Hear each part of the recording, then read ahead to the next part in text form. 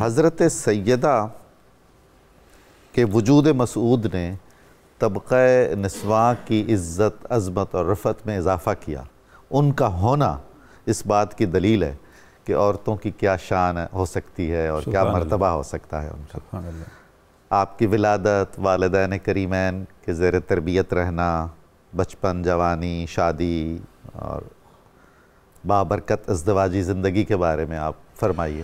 جی doctor صاحب، جیسے professor ارشاد فرما رہے تھے، سیدہ کائنات کی شان اتنی بلند ہے باوجود اس دنیا میں ظاہری زندگی کے مختصر دورانیے کے، کہ زندگی کا کوئی گوشہ ایسا نہیں ہے خواتین کے لیے جہاں وہ رہنمائی لینا چاہیں تو سیدہ کائنات کی زندگی رہنمائی نہ دے۔ سبحان اللہ۔ حضرت علامہ نے فرمایا تھا کہ مریم از یک نسبت عیسیٰ عزیز، کمال، از سے نسبت حضرت زہرا عزیز۔ اللہ اکبر۔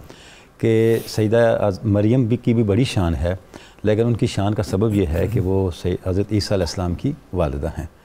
لیکن سیدہ کائنات کی شان یہ ہے کہ آپ سردار انبیاء خاتم النبیین صلی اللہ علیہ وسلم کی بیٹی ہیں، اور سردار اولیاء سیدنا علی مرتضیٰ کی زوجہ ہیں، اور حسنین کریمین کی والدہ ہیں۔ سبحان اللہ، یعنی سبحان اللہ۔ جو جہات ہو سکتی ہیں کسی خاتون کے رشتے کی، اس حوالے سے ہر جہت آپ کی بے مثال ہے، چاہے بیٹی ہونے کے لحاظ سے دیکھیں، زوجہ ہونے کے لحاظ سے دیکھیں، ماں ہونے کے لحاظ سے دیکھیں، تو تینوں جہتوں میں آپ کی نسبتیں بھی عظیم ہیں، اور اس منصب پہ ہوتے ہوئے آپ کا کردار بھی عظیم ہے۔ بیٹی کیسی ہو، زوجہ کیسی ہو، ماں کیسی ہو، یہ ساری روشنیاں ہمیں سیدہ کائنات کی بارگاہ سے ملتی ہیں۔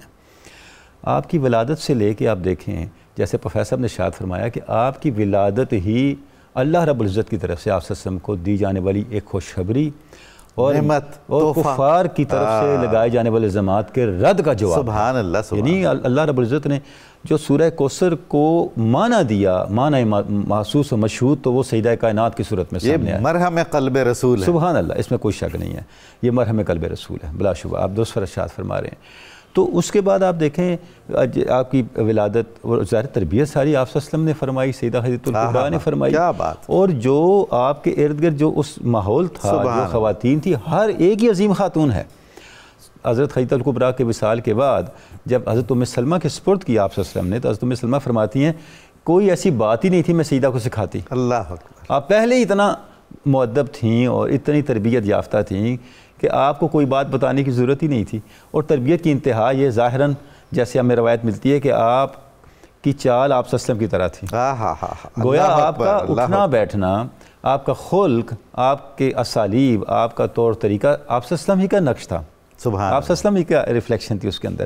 اس لیے ڈاکٹر صاحب صوفیاء کہتے ہیں محمد آپ صلی اللہ علیہ وسلم کا اسم پاک ہے، اگر اس لفظ کی تانیث ہو تو وہ سیدہ کائنات۔ کیا بات ہے، سبحان اللہ، سبحان اللہ۔ یعنی اس لفظ کی تانیث کا اطلاق کسی اور پہ ہو نہیں سکتا سوائے سیدہ کائنات۔ اللہ اکبر۔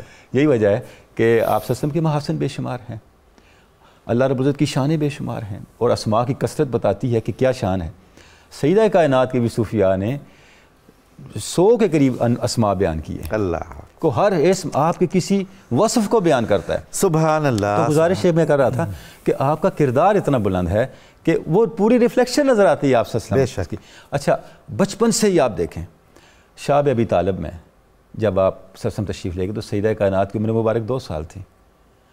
وہ زمانہ آپ نے جو 3 سال کا زمانہ شاب ابی طالب میں گزارا، یعنی آپ تصور کریں کہ بچپن کے یہ جو نقوش ہوتے ہیں یہ ساری زندگی ساتھ، ساری زندگی ساتھ، وہ کیا نقوش تھے جو شاب ابی طالب سے لے کے آپ کا بچپن آگے بڑھا۔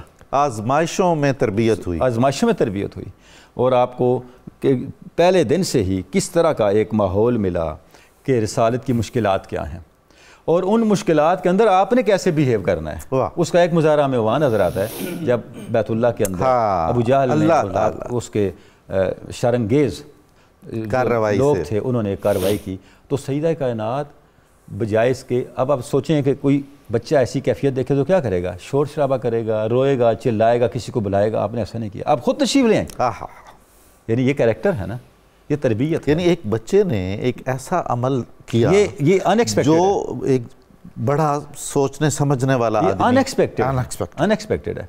تو یہ سارا کچھ نتیجہ تھا اس تربیت کا، جو تربیت انہوں نے کاشانہ نبوت میں ہوئی، کاشانہ نبوت میں پائی تھی۔ تو اس کا مطلب یہ ہوا کہ فرام ویری بگننگ آپ کی شخصیت ایک انتہائی مضبوط شخصیت کے طور پہ آپ کی جو پرورش ہوئی اور آپ کی جو نشو و نما ہوئی آگے. اور شادی کا بھی اگر آپ معاملہ دیکھیں تو سین علی مرتضیٰ کے ساتھ جو آپ کا نکاح ہوا اس کے پیچھے بھی اللہ رب العزت کی ہدایت اور اللہ رب العزت کے ایک پوری گائیڈنس ہمیں نظر آتی ہے کہ صحابہ کرام نے رابطہ کیا، آپ سسم خاموش رہے تاکہ حضرت ام سلمہ کے گھر آپ تشریف فرما تھے تو سیدنا علی مرتضیٰ جب تشریف لائے کھٹکھٹایا تو آپ نے ارشاد فرمایا وہ شخصیت آئی ہیں جو اللہ اور اس کے رسول کے محبوب ہیں. کیا بات. حضرت ام سلمہ نے کون ہو سکتا تو دیکھا تو سیدنا علی مرتضیٰ. سبحان اللہ. تو جب علی مرتضیٰ تشریف لائے آ کے خاموش بیٹھ کے تو آپ نے کوئی اظہار نہیں کیا تاکہ آپ صلی اللہ علیہ وسلم کے اصرار پہ انہوں نے اظہار کیا. سبحان اللہ. اصرار پہ اظہار کیا. ظاہر ایک حیا کا پہلو جو ہے وہ ہمیں حضرت سیدنا علی مرتضیٰ کی شخصیت کے اندر نظر آتا ہے. اس کے بعد پھر نکاح ہوا اور اس نکاح کی پوری تفصیل آپ دیکھیں کیا جہیز تھا، کس طرح رخصتی ہوئی اور کس طرح پھر آگے چل کے آپ نے زندگی گزاری، وہ سارے کا سارا سراپا مثال ہے، نمونہ ہے، سراپا تسلیم و رضا ہمیں نظر آتا ہے. اور میں اس بات کنکلوڈ کرتے ہوئے ایک بات صرف کہوں گا کہ سیدہ کائنات کی دوسری ہمشیرگان کہاں تھیں؟ حضرت عثمان غنی کے گھر تھے. ان کی زندگی کا بھی لیول دیکھیں اور سیدہ کائنات کا بھی دیکھیں اور یعنی ظاہراً کتنا فرق تھا. اس کے باوجود سیدہ کائنات کا جو درجہ ہے تسلیم و رضا کا، سبحان اللہ، اور جو شوہر کے ساتھ کس طرح انہوں نے زندگی گزاری، یہ ایک نمونہ کامل ہے کہ ان کی ترجیحات کیا تھیں، دنیا نہیں آخرت تھی. سبحان اللہ اور اس کے رسول کے احکام تھے اور اللہ اور اس کے رسول کے فرامین. سبحان اللہ، سبحان اللہ.